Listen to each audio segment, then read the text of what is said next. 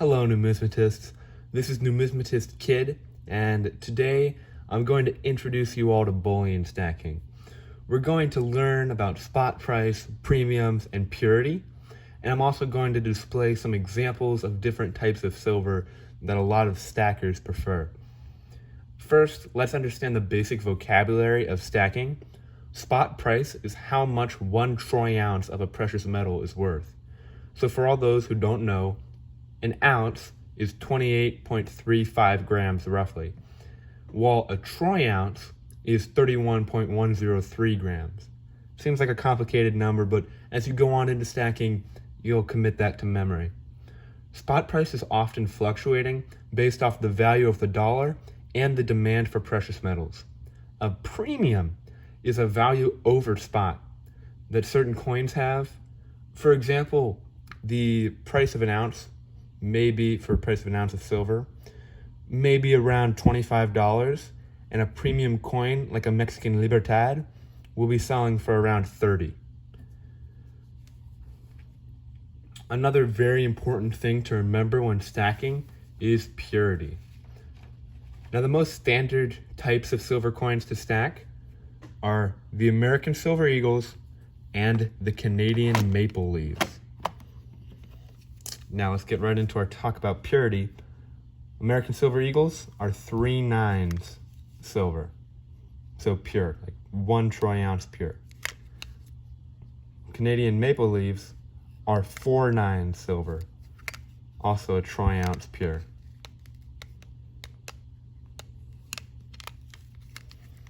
Another really popular type of silver to collect are 90% American junk silver. So junk is any silver from before 1964 and including 1964. So up until 1964, all dimes, quarters, half dollars, and dollar coins that the US government made were 90% silver. Then there's some other kinds of junk silver in the US, like these 40% Kennedy halves that were made from 65 to 70. 40% silver, where these earlier half dollars from pre-64, like this 1941 Walking Liberty, these are 90%. Now, junk silver, you got to be careful on. Buying US, that's great. You know it's 90%, which means it takes $1.40 of face value to make 1 troy ounce of pure silver. So that would be $1.04, or 4 quarters and 4 dimes, or 2 half dollars and 4 dimes. And these Roosevelt dimes from pre-64, you can even find in circulation. Like this one's pretty beat up, but I found this in circulation. So you can still find these, and that's free silver, you know? Well, not free, 10 cents, but you're still making a profit no matter what. Then you get into foreign silver. That's where purity is really a big play. So for example, the British silver, like this one, George V, from I think 1928, maybe 21, I'm not really sure. It's a really worn coin. But this is 50% silver. And then there's some Mexican coins like this that are 72% silver. And then there's these other ones like the Panamanian Balboas that are the same purity as US, 90%. And the great thing about Balboas is they're not only the same purity, but the same weight. So Balboas, which is the currency of Panama, and the US dollar, which is obviously the American currency, they've always been 1-to-1. Same amount of silver, same weight, same amount of silver, same weight. Exactly the same coin, except most stackers and collectors are going to lean towards American when they can. But what that means for you is you can get this Balboa from Panama for a little bit cheaper than you would have to pay for a US junk coin. Now, this is one main reason, prime example of why purity is so incredibly important. Take a look at this quarter and take a look at this coin. Quarter is 90%. this much bigger coin from Mexico, it's only 10% silver. It's worth, I think, under $2 in silver, where this one's almost 5. It's a double. So you gotta know, you gotta be aware. So for all those new stackers, I would recommend buying Central American and Mexican silver, because a lot of these coins from Central America, South America, especially Mexico, they'll have marked on the coin. You can see here, 720, this is a 72% coin.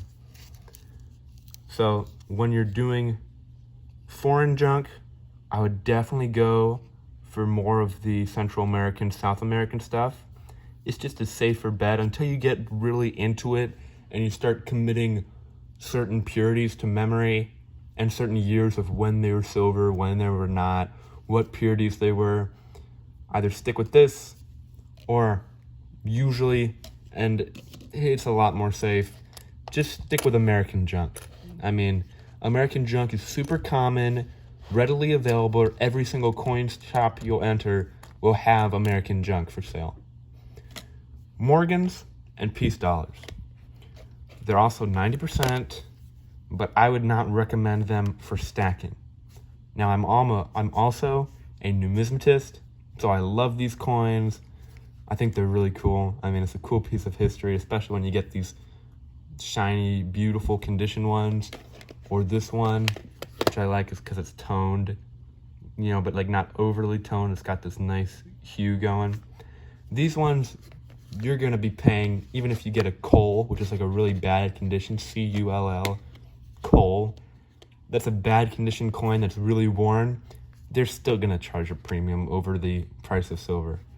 So when you're stacking for weight, I would not recommend getting into Morgans and peace dollars. Another thing I wanted to touch on is generic silver rounds. Now, these ones aren't exactly generic, but they're all backed up by a company.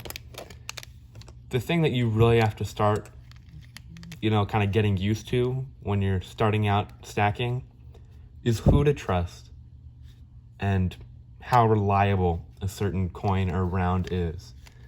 Engelhard. Engelhard is a known name for rounds, but that also makes them commonly faked. So for all of the early stackers, you know, you're just starting out, I would recommend, again, these two coins. American Silver Eagles, Canadian Maples. Honestly, the only reason that I have those 1 ounce rounds is because I bought those when coronavirus was making everybody go crazy, and that was the only thing that was available. All of these ones were bought up, and I said, you know, I needed to get a couple more ounces, so I bought 4 of those rounds. And once it goes up, or if it goes up again, those will be the first ones that I sell. Always, always, when you're starting out, stick with government backed. Now, of course, US and Canadian ones, they're the most common, most recognized, easy to buy, easy to sell. You want to get into other government backed that have a little bit of a premium. You can get into the British Britannias and the Mexican Libertads. So here, this one here is a 2019 Britannia. Beautiful coin, 1 ounce. These ones are not going to have too much of a premium. You can pretty much get them for about the same prices as a Maple or a American Silver Eagle. And I like it, you know, it's a pretty coin. I have a couple of these. But my favorite coin of all time for bullion, definitely the Mexican Libertad. It's 1 ounce. The only problem with stacking a lot of Libertads is they do carry a premium because they're such a beautiful coin. These coins, they're going to go, like I said, I used an example earlier in this video. If spot is 25, these are 30, easy. These coins, you may be paying a little bit more when you buy them, but I promise you, you'll get that same price when you sell them. And they're just a great coin to own. You don't always have to have the proof. Like over here, I have this really toned one, almost tarnished even. But I mean, they're just a great, great coin. Last thing I wanted to touch on, just kind of a review. Stick with American junk when you're starting out. Stick with Eagles and Maples. Once you get into it a little more, you can go out into those Britannias, those Libertads, and you can start branching out into foreign silver, because you can usually get that kind of stuff at spot if you know what you're doing. But when you're just starting out, I would recommend sticking with 90%. And if you want to get your beak wet with the foreign junk silver, Panama, Mexico, Venezuela, other Central and South American countries that have the weight and purity on there. You can see there, Le 900, 12.5 gramos. You know, these coins are what you should be sticking to if you're gonna stack foreign silver at the beginning. That's all for me today. I hope you learned something. I hope you get excited about bullion stacking. Not only is it a fun hobby, great hedge against inflation, great way to preserve your wealth, and yeah, I love it, and I would be really honored if I could get some other people into it and kind of join the community here.